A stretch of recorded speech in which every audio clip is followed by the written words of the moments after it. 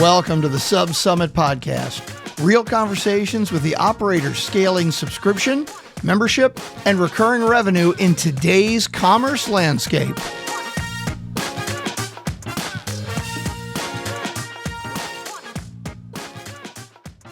Yo, way to go, Adam. Welcome back to the show. Hey, we've already done this once, and you decided to come back. Why did you come back? Oh, man.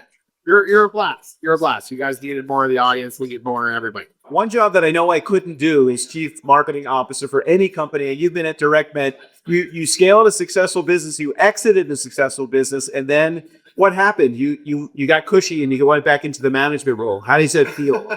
I don't think it was like that per se. You know, we got acquired by Direct Meds. It was a convenient opportunity for both my co-founder, myself, to come in, take the reins of what they've already built, and go on the rocket ship that we've been on.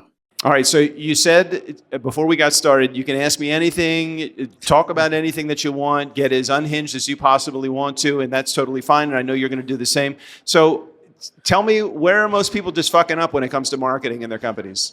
I think not enough people. I would say there's two areas, especially when it comes to marketing and paid media in particular.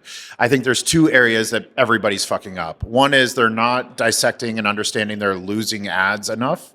And two, they're not looking at media buying as acquiring data. They're just looking at it as like, how much money can I make? I need to make this amount of money, and this amount of customers need to come in for this much spend. And that is just totally ass backwards to the way that we think.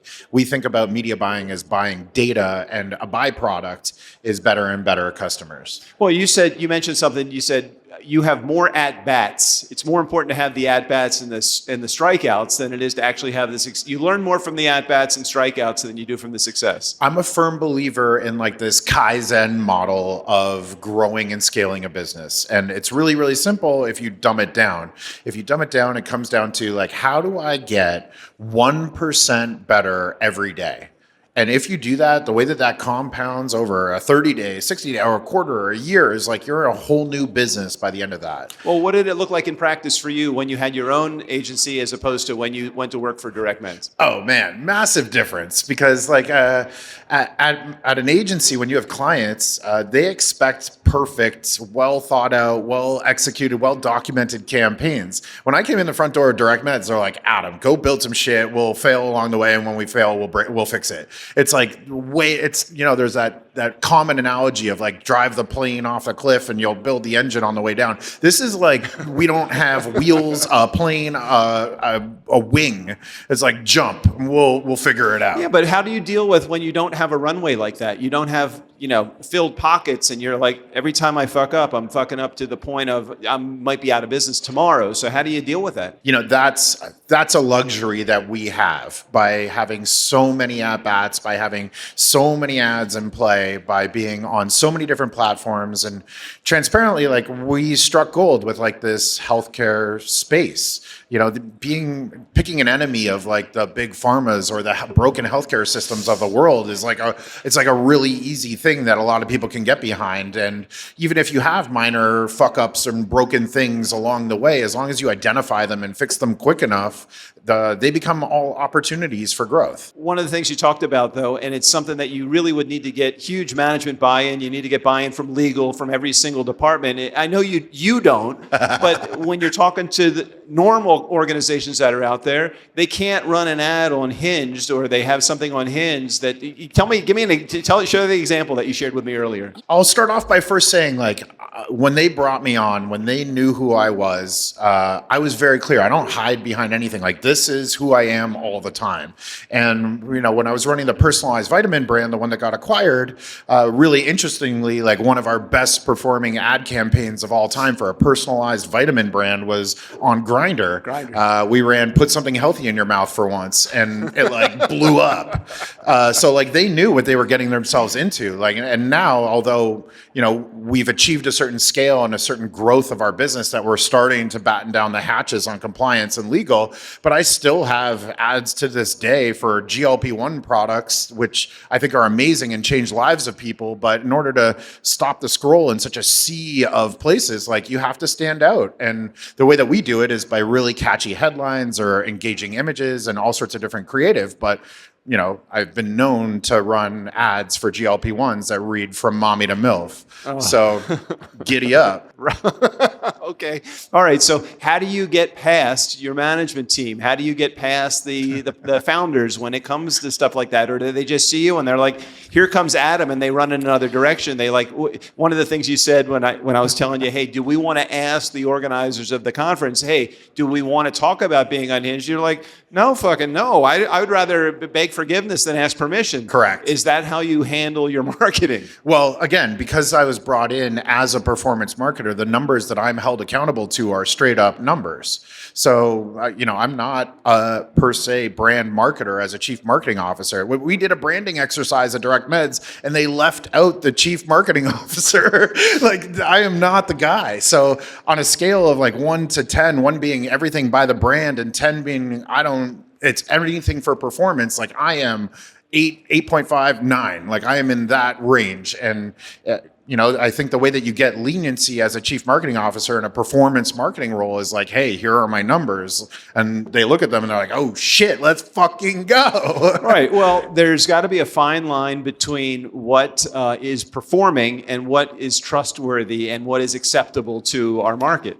That is an awesome perspective to have. And especially in healthcare, when you're talking about healthcare, trust is a major factor, but at the same time, you're never going to have the opportunity to deliver on that trust if they're not a customer. So you can be as trustworthy. You can have 200,000 plus patients. You can have a 4.6 star rating on Trustpilot. You can have an A- score on BBB, and all those things are great, and they're performance elements of ad creatives that we definitely leverage in order to exude trust and social proof. And other people love us, you will too. But the truth is all in the customer service and the care that we deliver to our patients and everything post-purchase. So it sounds like it's, I don't care about the pain, show me the baby. It sounds like that's the response. My job is to acquire new customers. It's the rest of our team's job to make sure that they stay, love, do everything that they're supposed to do. Okay, so sales loves you. Does customer support and customer service, do they love you also? We're rocky on occasion, for sure. I definitely push the boundaries, but their ability to go higher. Now we have, I think, 120 customer service in-house reps. They like growing their team. They like training new people and helping all these people have career development and growth. So, there's a plus side at the end of there's a light at the end of the tunnel for every division that I piss off in Direct Meds. What are the important analytics for you? I mean, what are the things that you follow, or does it not matter to you? It's just a matter of whether CPA versus LTV, nothing else matters. Okay. Last click attribution, cutthroat, anybody who's, I'll talk shit about mixed model marketing. I think they're bullshit.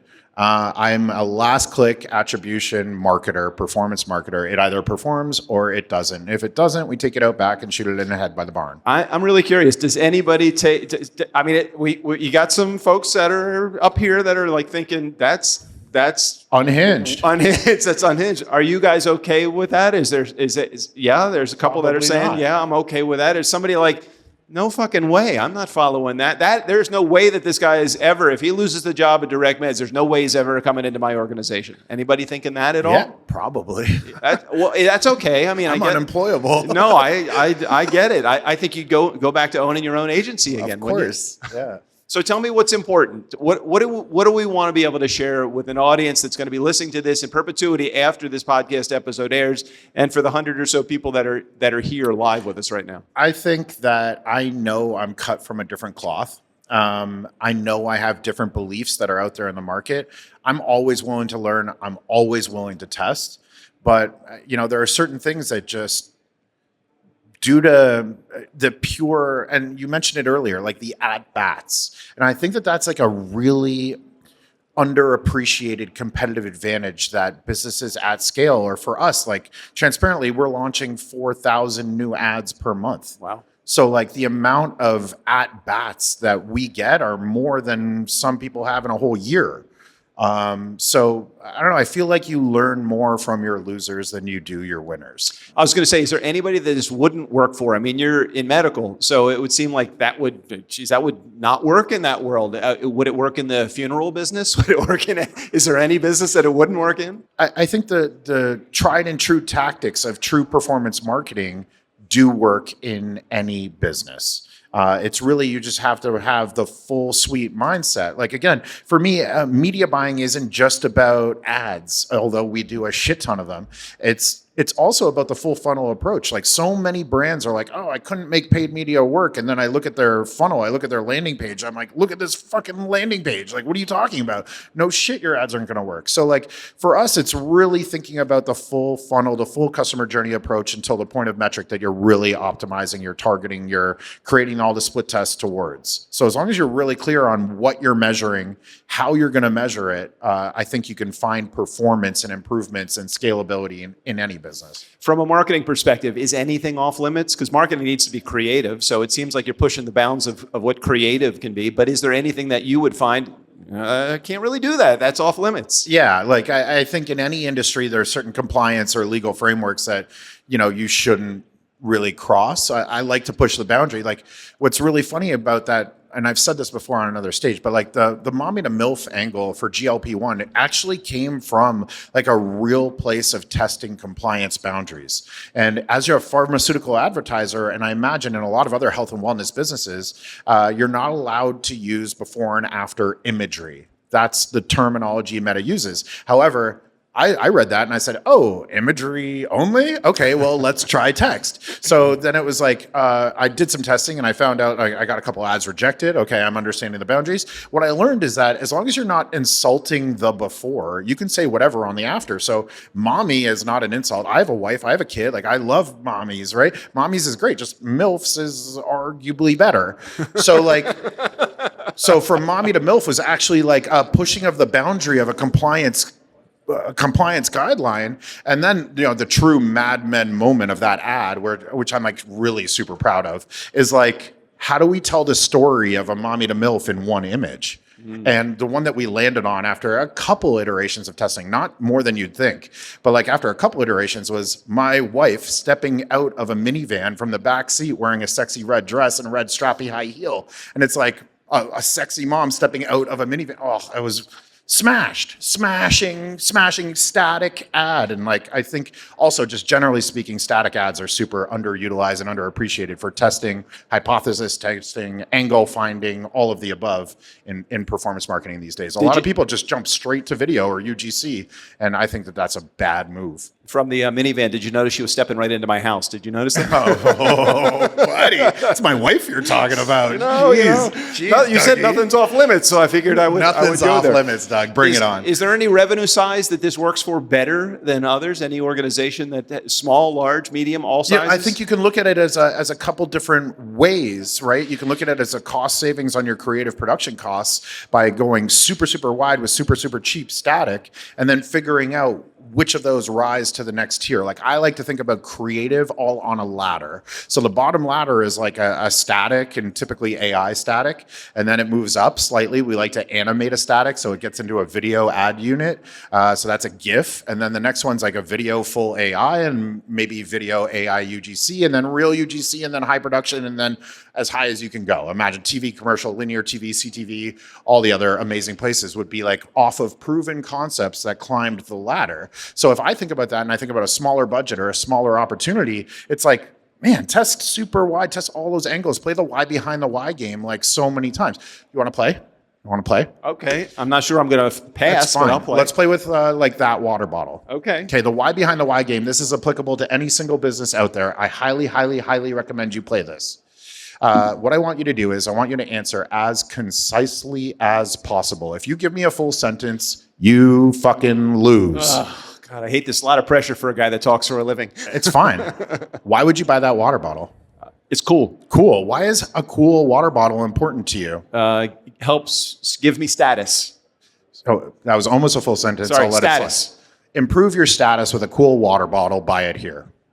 That's a why, how, what framing of that exact conversation that we had. Most brands do what, how, and it's boring. And then maybe they tell the why at the end of a sentence and nobody's even gotten to that point. Think about it as above the fold, capturing attention. Why, how, what is very effective. Now, where it becomes amazing for performance marketing is this. Let's play again. You cannot use the same answers. Why the fuck did you buy that water bottle? It's fucking cool. No, you already gave me that one. Oh, you said I was trying to mirror I want you. a new answer.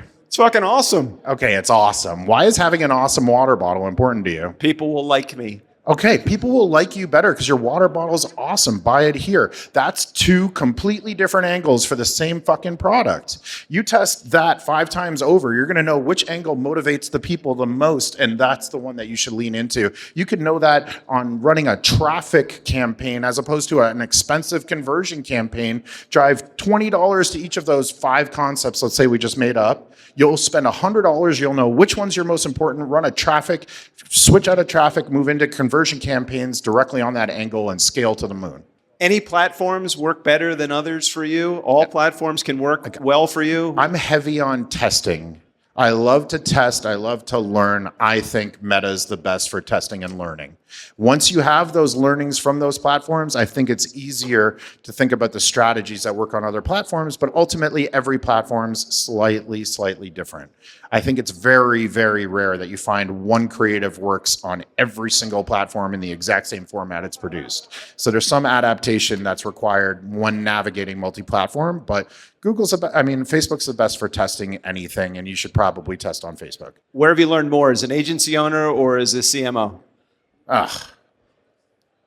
That's a good question. Damn, I asked a good question. It took me a while, but I got there. I think like when you're in an agency, you're touching like a whole bunch of different verticals and products and brands and founders, but like oftentimes I found myself getting handcuffed or pulled back on my performance to brand scale out of my comfort zone. And a lot of times I would be like, hey, listen, if you're not a 7.5 or above, don't pick me, right? Like I'm not the guy.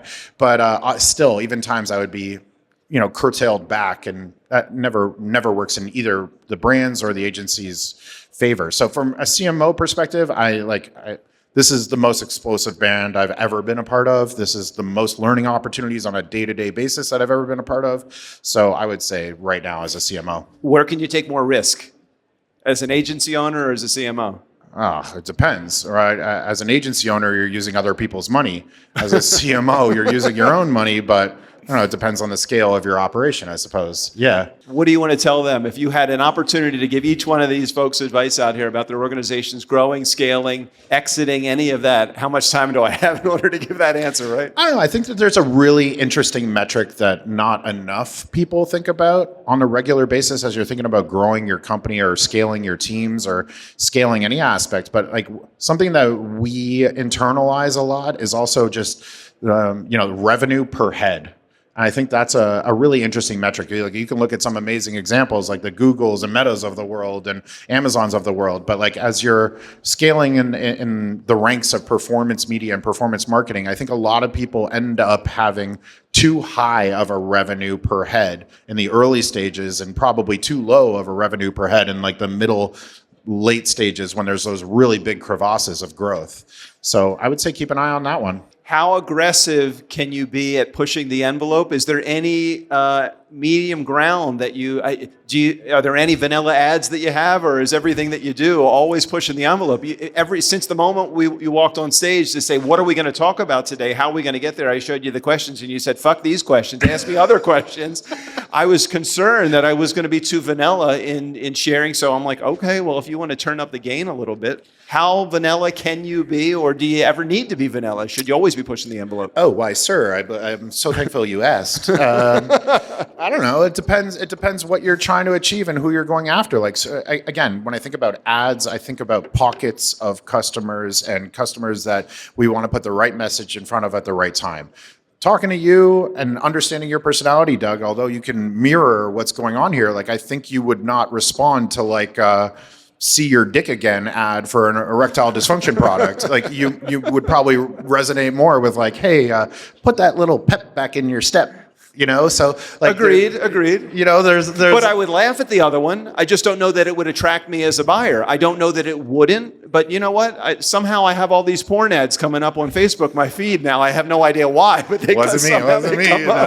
I would just say like know who your audience is and know who you're trying to target very specifically and curtail your messaging to them. And remember, most founders always get wrong is like you're not your target customer as much as you might eat that product on a day-to-day basis or put it in your whatever, you're still not the target demographic of everybody that you're capable of going after. So keep that in mind and broaden your horizons of how you're targeting, what you're creating, what messaging you're using, and try more things. All right, let's talk about technology for a second, because I know that you push the envelope a lot and you do that creatively through your own use, but are you using AI? Or tell me how they're working into your day to day. Yeah, we're really, really heavy on AI internally. We have like both sides of the divisions of AI working full tilt. So we have like the AI maestro, the guy who's commanding an army of agents, and that tech stack, that platform that he's built internally for us could easily be some standalone business that's better than anything in the market, in my opinion. But at the same time, we're using it to enable our executives to perform better. And that is the tenet of our AI maestro. We have a whole other AI division that's all about improving the lives of our customers. So whether that's with chatbots or insights or making things easier to manage or do or communicate or ask questions or find out information, that's a whole other side of AI for our business. And granted, we still have 120 customer service reps. We still have 75 telesales agents. Like, our customers like to chat, especially in healthcare. They really like to have an empathetic voice and not always have AI. But AI is for that convenience, that quick, that answer that they're looking for. Would you be open to sharing any of your tech stack, what you use, what brands you're using? Yeah, sure. I'll give a shout out to one thing that I don't think a lot of people know. When it comes to like the AI creative side of our division as well, I'm a big fan of this tool that you can go Google right now. It's called Open Router. OpenRouter.com, I think. But was that Open Rubber? What did you say? Open Router, as like an internet router. It's a whole different one. I got it. Open. I hear you. I'm working with you, man. It's a torn open rubber. So OpenRouter.com is really interesting because they have in the top right corner they have this ranking thing, and OpenRouter, what it allows you to do is you can, and I'm not a shill, I have no invested interest in OpenRouter whatsoever, but what it allows you to do is integrate one time and use a whole bunch of different language models. So you can pick for copywriting, go here, and for imagery, go here, for video, go here, and it can all go through one platform. Now, what's really cool about that is in the top right corner there's this ranking section on OpenRouter.com, and if you scroll down, you can see like which models most people are using for image generation or copy or design or anything, as opposed to just asking like, hey, I need to make an image. What's the best fucking model I should use? Go look at what thousands and thousands and thousands of people are using. And I think that ranking system is a really beneficial tool for anybody who's looking to get into AI. All right, that's one. Any others? Yeah, like Claude Code, without a doubt. I like Gemini a lot. I think Nano, Banana, Higgs Field are really, really cool and worth messing around with. But again, it's such a rabbit hole of what you're going down and what you're trying to do. We're also creating like our own BI tools. We look at generally as a principle in our business, we'd much rather, in most cases, build it than buy it. So we can look at any tech stack or anybody who's out here and basically be like, do we want a piece of that? Do we want that function? Cool, go build it ourselves. In your career or in your position, what's one thing that you've done that you said, no fucking way I'm going to do that ever again? That sucked. Completely fell on my face on that one. Oh, God. That's a day-to-day, right? Because for me, that's a day-to-day thing. I don't like to pay people to be hungry. I like to reward hungry people. And if you put that into perspective, that goes for agency relationships that you might have. It might go for employees that you have. But like, if somebody's not saying, hey, I want to do more work first, or I want to take on more, or like, what else can I do, or going above and beyond first before they ask for more money, I think it's a really bad recipe to pay somebody to do more work. I think it's a way better recipe to pay somebody who's done more work and wants to do more work. All right, that's really good. That sets up a question then. Tell me who you hire. Who's good for your organization? Who's somebody that you say, that's somebody that I want to see more of, have on my team? I could go so broad, but one person immediately came to mind recently. Shout out to Jen, our compliance officer. That's funny, the compliance. Yeah, I know. This is why it's so good. But anyways, we have a VP of creative whose name is also Jen, and we have a compliance manager who's named Jen. And me, like the goon I am, in our chat, I was like, Jen, can you help me with this? I DM Jen. I'm like, I DM Jen a little project I need done. And it was a creative task that I sent to our compliance manager, who was like literally 1 week on the job. Turns out compliance managers just went and did it. Nice. And I was like, oh no, I'm a goon. Next time I ask you for a creative project, like tell me I'm a goon. Like, please tell me to shut up and go to the other Jen. She's like, you know what? I just thought shit has to get done around here. And I was like, you get a raise right away. Immediate. You've been here a week. You can have a raise. You're the best person ever. Don't ever change. All right. So what's that tell you about the personality type that you were attracted to the most? Listen, it's people who take ownership over tasks, speak when, don't give their opinions when it's asked for, I think is really, really important. A lot of people, they jump into a job, they think they know too much. They want to, oh, yeah, I got a recommendation. Let's increase revenue from like a kid fresh out of school. I was like, thanks, chief, you're fired. But like, I think it's really a lot of like, put your head down, shut up, do your job, execute at a really high level and take ownership over your mess ups. The sooner you identify a mess up, the sooner you identify a mix up, the sooner we make an improvement and everything moves faster. So don't be afraid to mess up. I think that that's a really important tenet that we have at Direct Meds as well, but really just take ownership and take pride in your work and go execute at a really fast pace. Are you a build culture kind of guy and community, or what boat do you fit into? In terms of brand?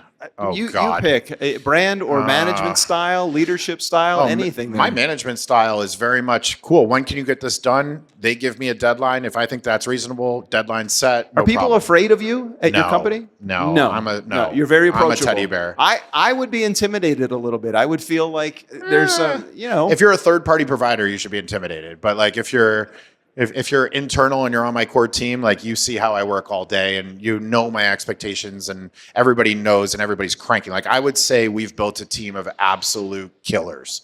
There's nobody on our team that's a weak link, and we're now up to 325 people. We have no weak links, bunches of killers. Nice. Where do you see yourself going? To the moon? I don't know.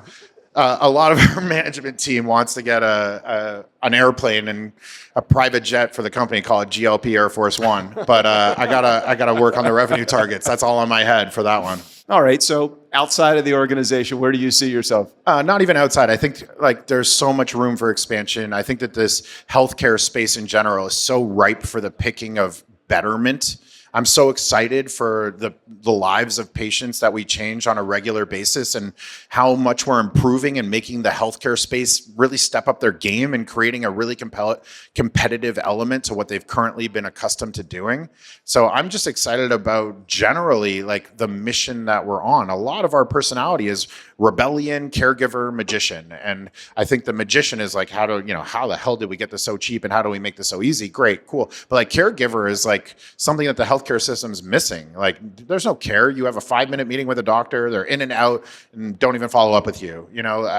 There's so much to improve there. And then rebellion is like, holy, like look how broken everything is around us. Like let's just make a better world. Right. So I don't know. I think we're on a bigger mission than just customer acquisition as it stands. What should I be asking you that I'm not? I know, you know your industry much better than I do. I'm just the hired gun here, but you're the one that knows the ins and outs. What should I be asking you? Say, dumbass, you haven't asked me a question about, what is the that I'm not talking to you about? Should you start a GLP-1 brand right now? My answer is no, don't do it. Okay. The next wave in our space, I think, is going to be peptides. I think keep a lookout for when they become legal late July.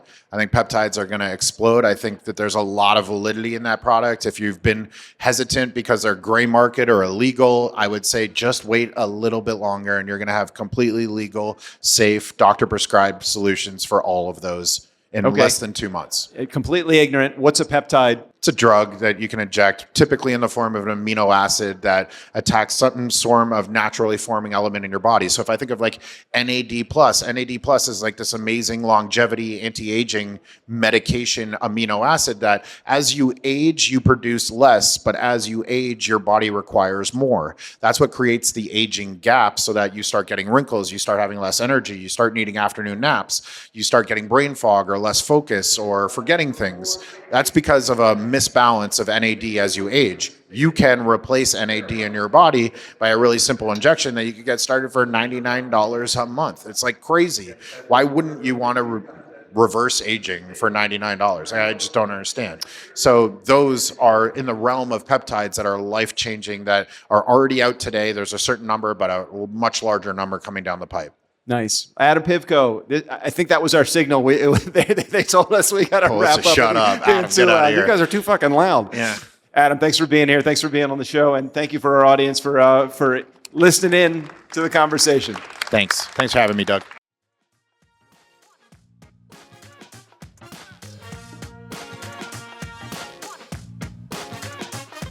Thanks for listening to the SubSummit podcast. If you want to be in the room with the operators building the next era of subscription and commerce, Head to subsummit.com and grab your pass now. Make sure to follow the SubSummit podcast so you don't miss upcoming interviews with the founders, brands, and partners shaping the industry. We'll see you at the crossroads.